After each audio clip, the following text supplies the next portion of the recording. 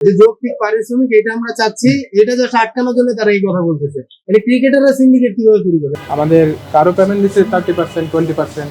প্লেয়াররা কখন দাঁড়ায় মিডিয়ার সামনে, নিশ্চয়ই হচ্ছে যে বিপদে পড়ছে বলে তো দাঁড়াচ্ছে। এটা অনেক দিনের ঘটনা, আমরা অনেক রকম ভাবে ট্রাই করেছি, মানে আমরা চেয়েছি যাতে আমরা খেলতে, কিন্তু আমাদেরকে দেখতেছি ওই পরিস্থিতিতে আমাদেরকে রাখে নাই। কারণ সবারই তো ফ্যামিলি আছে ভাই, বুঝুন, সবাইকে তো চলতে হয়, একটা ব্যাটও তো কিনা লাগে, কেনার জন্য তো টাকা লাগে ভাই। এখন কথা যে এই পরিস্থিতিতে একটা প্লেয়ার যে মাঠে খেলতে যাবে ভাই, সামাও যদি ইনজুর্ড হয় এই টাকাটা দিবে কি? এই টাকাটা তো নাই। ওয়ালটন আবারও মিলিয়নিয়ার অফারে ওয়ালটন ফ্রিজ কিনে আপনিও হয়ে যেতে পারেন মিলিয়নিয়ার। মিলিয়নিয়ার ছড়াছড়ি দেশ জুড়ে, এটা শুধু ওয়ালটনই পারে। তো আমরা অল্প অল্প টাকা সবাই পাই, এই অল্প অল্প টাকাই কিন্তু চাইছি, কিন্তু এটা তারা দিতে কোনো রকম ভাবে রাজি না। যদি রাজি থাকতো তাহলে কিন্তু প্লেয়ার নিজে রেজিস্ট্রেশন করাতো না। যদি রাজি থাকতো তাহলে কিন্তু আমাদেরকে এই কথা বলতে কোনো কমপ্লেন করবো, তার মানে ওনারা কোনো আমাদের পেমেন্ট দিবেন এরকম মোটামুটি আমার মনে হয়। ওরা নতুন নতুন প্লেয়ারকে রেজিস্ট্রেশন করাচ্ছে। এটা তো আসলে ভাই আমাদের জন্য অপমান, তাই না? আমরা আমাদের পারিশ্রমিক ক্যাপ্টেন মোটামুটি কোঅপারেট করেছে।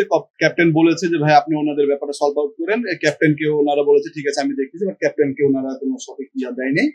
এখন ব্যাপারটা হচ্ছে যে আমরা চিন্তা করলাম যেহেতু টাকা তো আমরা সবাই পাবো, তাই না? একজন তো না, ক্যাপ্টেন তো খালি না। এখন দেখা যাচ্ছে আমি তো বলছি যে হয়তো 1-2 জনের টাকা হয়তো ক্লিয়ার হয়েছে, বাকি তো আপনার হচ্ছে 9 জন প্লেয়ার আছে। প্লেয়ার তো 9 জন, প্লেয়ার পুরো 20 জন।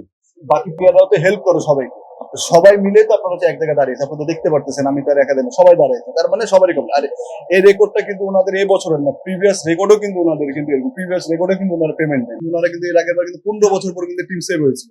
এরপরেও কিন্তু আমাদের অনেক প্লেয়ারের টাকা দেন। শুধু আমার টিমের কথা বলছি না, আপনার বাংলাদেশে শুনেন, আপনার গাজীর প্লেয়ারের কথা শুনেন, আপনি হচ্ছে যে অগ্রিম যে প্লেয়ারগুলো বিভিন্ন টিমে গেছে তারাও বলবে যে তাদের পেমেন্ট গুলো তারা কত বড় উপায়। আমাদের মানে যে যৌক্তিক পারিশ্রমিক এটা আমরা চাচ্ছি, এটা জাস্ট আটকানোর জন্য তারা এই কথা বলতেছে। মানে ক্রিকেটাররা সিন্ডিকেট কিভাবে তৈরি করে? আর আমাদের প্রাপ্য টাকা যতটুকু আমরা তো আপনারা দেখেন একটা নিউজ করছেন বয়কট, 2-3টা প্লেয়ার প্র্যাকটিস করার জন্য নামাই দিয়েছে, যে প্লেয়ার গুলো এখানকার না। তারপরে বুঝতে তো পারতেছেন জিনিসটা ওরা কি চাচ্ছে, এই জিনিসগুলো করে কি বোঝাচ্ছে। আমরা এখন সিসিটিভি যা গেছি দেখছি 3-4 জনের রেজিস্ট্রেশন করা, তার মানে কি চাচ্ছে আমাদের বলা হয়েছে যে আগামীকালকে 2-3 জনকে 10% দেওয়া হবে, 10% টাকা কারো 10,000 কারো 15,000। এটা তো এনাফ না। অনেকে টাকাই পায় না, 20% 30% পাইছে, তাদের কি হবে? আমরা ঈদের আগে থেকে তাকে পার্সোনালি সব প্লেয়াররা ফোন দিচ্ছে, উনি ফোনও রিসিভ করছে না, কোনো মেসেজ সিন করে রিপ্লাই দিচ্ছে না। আমরা না খেলি উনি যেন একটা টিম নামাই, অ্যাটলিস্ট উনি জানে মাঠে যে ম্যাচ বয়কট না হয়ে টিমটা যেন ডিরেক্ট না নেমে যায়, উনি পার্টিসিপেট করার জন্য নতুন প্লেয়ারদের রেজিস্ট্রেশন করাচ্ছে। ঈদের আগে আপনার পেমেন্ট চাইছে, ঈদের আগে এক একজনকে টাকা দেওয়া হয়েছে 10,000 15,000 করে ঈদ করার জন্য। এবছরের প্রিমিয়ার লিগে যে জিনিসগুলো বলতেও আমাদের খারাপ লাগতেছে, আমরা রমজান মাসে এত কষ্ট করে যাই না ক্রিকেট খেলি, এতটুকু তো এনাফ না। পেমেন্টের কথা শুনলে আপনারাও হাসবেন।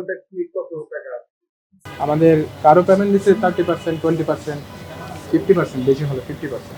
এর বেশি দেওয়া হয়নি আসলে। তো আমরা এজ এ প্লেয়ার হিসেবে আমরা একটা সিজন খেলে হচ্ছে টাকার জন্য, আর এই সিজনটা হচ্ছে আপনার মানে একটু সবাই সব প্লেয়াররা কম টাকায় খেলতেছে, এটা তো আপনারা সবাই জানেন। আমরা যদি অল্প টাকায় খেলতেছি, এই টাকাটাও যদি আমাদের না দেয়, পুরো রমজান মাস আমরা পরিবার থেকে দূরে ক্রিকেটের জন্য এই জায়গায় আসি খেলতেছি, অনেক কষ্ট করে খেলতেছি। একটা প্লেয়ার আমাদের রুটি রুজির জায়গা হচ্ছে এটা। বিগত দিনেও হচ্ছে অনেক প্লেয়ারের পেমেন্ট দেয়নি। এখন ব্যাপারটা হচ্ছে যে প্লেয়াররা কখন দাঁড়ায় মিডিয়ার সামনে, নিশ্চয়ই হচ্ছে যে বিপদে পড়ছে বলে তো দাঁড়াচ্ছে। আপনাদের বিগত দিনে তো আমি তো প্রায় 15 বছর প্রিমিয়ার লিখলাম, আমি তো কখনো মিডিয়ার সামনে দাঁড়াই।